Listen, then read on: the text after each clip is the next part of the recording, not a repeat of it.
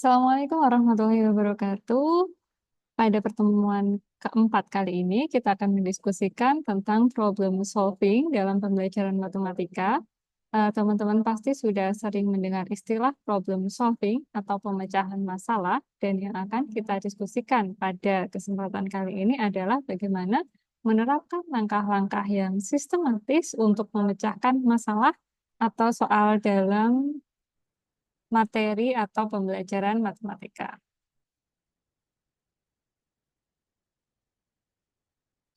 Nah, yang akan kita gunakan atau kita akan mengacu kepada langkah Polya atau Polya Steps, yaitu langkah-langkah yang dirumuskan oleh George Polya untuk memecahkan masalah matematika. Nah, di sini ada 4 langkah yang secara sistematis akan membuat siswa nanti dapat memecahkan masalah matematika secara lebih terarah sehingga akan meminimalkan terjadinya kesalahan dalam memahami masalah dan juga kesalahan dalam menyelesaikan masalah. 4 langkah yang pertama ini sebenarnya mungkin sudah kita cukup kenal ya dalam kehidupan sehari-hari gitu, atau dalam pemecahan masalah atau soal cerita ketika teman-teman masih berada di sekolah dasar, SMP, ataupun SMA. Tapi biasanya kita seringkali tidak atau belum secara lengkap menerapkan langkah Polya ini. Jadi ada 4 langkah. Yang pertama adalah understanding the problem. Jadi tujuan utamanya adalah bagaimana agar siswa benar-benar memahami masalah sehingga nanti saat menyelesaikan masalah itu tidak ada kesalahan pemahaman seperti itu. Jadi ada 3 hal ya, yang perlu kita pahami. Yang pertama adalah what is the unknown, atau seringkali kita menuliskan apa sih yang ditanyakan di dalam masalah tersebut. Kemudian yang kedua adalah what is the data. Jadi apa saja yang diketahui, kemudian kita identifikasi sehingga akan membuat kita benar-benar memahami sebenarnya konteks masalahnya itu apa gitu. Dan yang terakhir adalah karena konteksnya di matematika, seringkali dalam masalah matematika atau soal matematika itu mensyaratkan sesuatu sehingga di sini kita akan berinteraksi atau bekerja dengan condition atau syarat gitu. Kemudian setelah kita benar-benar memahami masalah, kita akan lanjut ke tahap yang berikutnya adalah devising a plan. Nah, ini adalah langkah yang seringkali di-skip atau dilewati oleh siswa-siswa kita. Biasanya setelah memahami masalah, kita langsung menyelesaikan masalah sehingga apa yang terjadi di tahap yang kedua ini seringkali tidak dapat guru identifikasi secara menyeluruh gitu karena tidak dituliskan oleh siswa. Jadi di sini intinya adalah kita menemukan hubungan antara apa yang diketahui dan apa yang ditanyakan. So find the connection between the data and the unknown. Sehingga nanti siswa bisa secara rinci menuliskan, menjelaskan langkah-langkah menyelesaikan masalahnya itu seperti apa. Dan yang ketiga adalah carrying out the plan atau menyelesaikan masalah. Jadi di sini ada beberapa tahapan ya yang perlu ditunjukkan, yaitu can you see clearly the step is correct. Jadi ketika menyelesaikan masalah tadi berdasarkan apa yang telah disusun rencananya di tahap yang kedua, maka kita harus memastikan bahwa setiap tahapan itu sudah benar dan juga proof that it is correct yang membuktikan bahwa jawabannya itu sudah benar. Nah, biasanya ketika kita sampai pada tahap yang ketiga sudah menemukan solusi, kita seringkali berhenti sampai situ. Padahal ada hal, ada langkah yang tidak kalah penting, yaitu looking back atau memeriksa kembali untuk memastikan bahwa jawabannya itu sudah tepat gitu. Nah, di sini kita bisa menggunakan 2 cara ya. Yang pertama, kita eh, cek the argument. Kita yakinkan orang lain itu percaya bahwa jawaban ini benar dengan memberikan argumentasi. Dan yang kedua adalah derive the result differently atau menggunakan cara lain untuk menunjukkan bahwa jawaban ini benar. Nah, kita akan mencoba latihan satu soal. Nah, soal ini silahkan nanti teman-teman bisa cermati baik-baik. Putra memiliki uang sebesar 44.000. Ia ingin meletakkan uang tersebut ke dalam 10 kantong yang berbeda-beda dengan masing-masing nominal yang berbeda pula. Perintahnya atau pertanyaannya adalah jelaskan bagaimana caranya dan berapa banyak nominal pada masing-masing kantong. Ini adalah salah satu soal yang bisa kita kaitkan dengan materi di matematika SMP.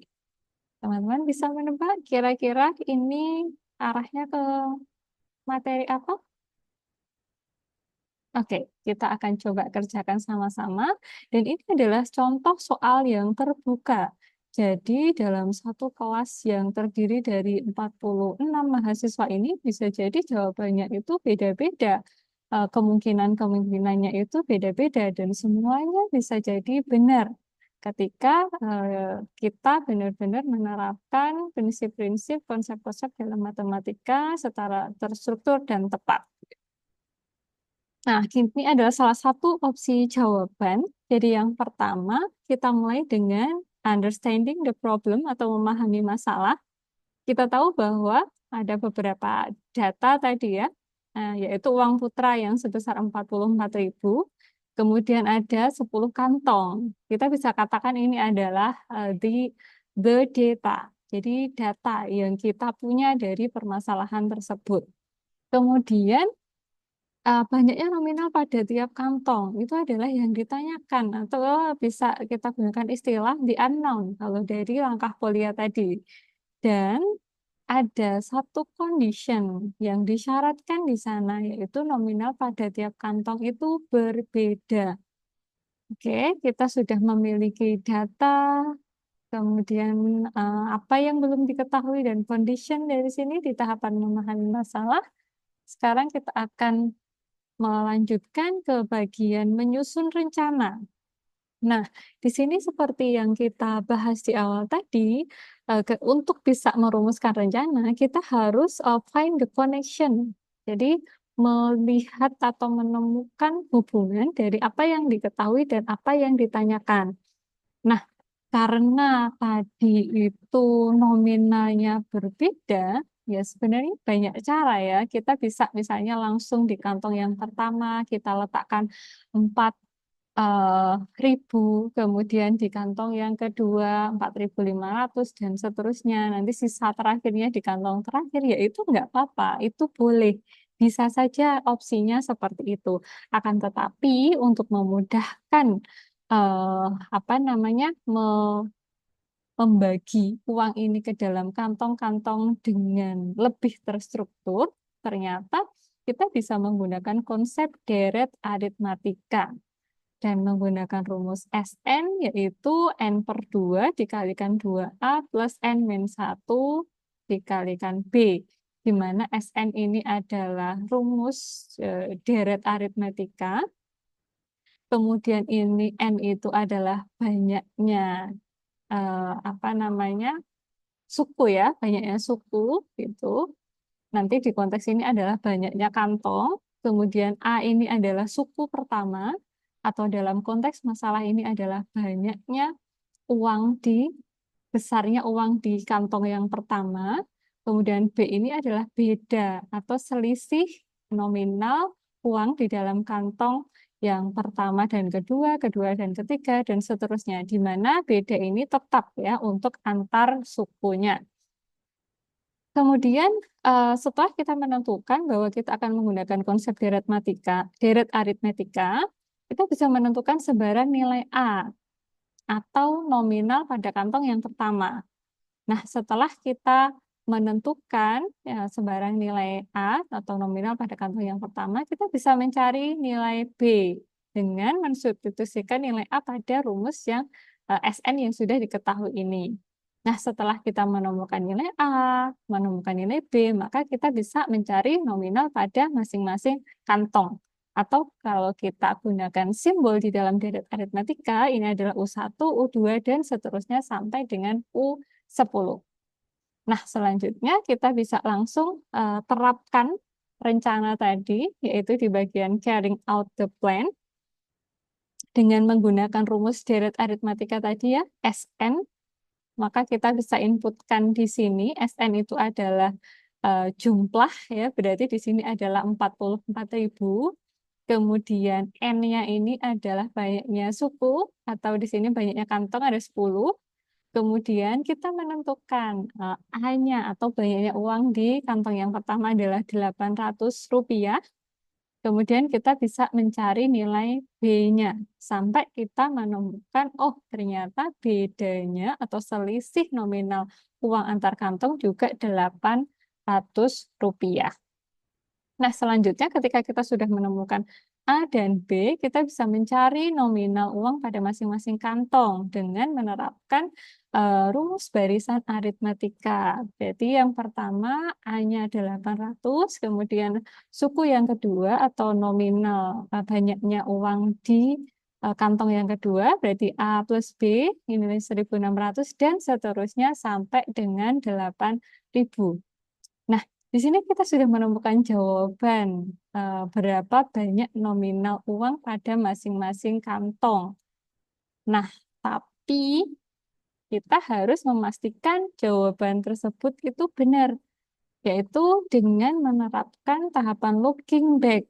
Yang hal yang termudah untuk kasus ini atau untuk masalah ini kita bisa menggunakan argumentasi, di mana kita bisa memeriksa benar atau tidak bahwa ketika semua uang di ke 10 kantong itu dijumlahkan, apakah benar hasilnya itu 44.000. Dan ternyata ketika benar, maka tepat bahwa ini 44.000 adalah jumlah keseluruhan ya. Kemudian kita juga bisa mencari dengan cara yang berbeda. Yang tadinya kita menentukan nilai A terlebih dahulu atau nominal uang pada kantong pertama terlebih dahulu, baru kemudian kita temukan nilai B. Nah, kita bisa juga sebaliknya, ini kita balik. Tadi kita menentukan B dulu, kemudian kita substitusikan ke rumus SN atau rumus deret, kemudian kita mencari nilai A. Ketika ini dipenuhi, maka kita baru bisa menyimpulkan bahwa nominal uang pada kantong yang pertama adalah benar 800, kantong kedua 1.600, dan seterusnya. Oke, baik teman-teman. Jadi ini adalah contoh bagaimana kita memecahkan masalah matematika dengan langkah Polya. Nah, khususnya ya yang bisa kita kerjakan di sini adalah masalah yang terbuka, yaitu masalah yang memiliki lebih dari satu opsi kemungkinan jawaban benar dan juga lebih dari satu opsi cara mengerjakan yang juga memiliki kemungkinan yang jawabannya benar.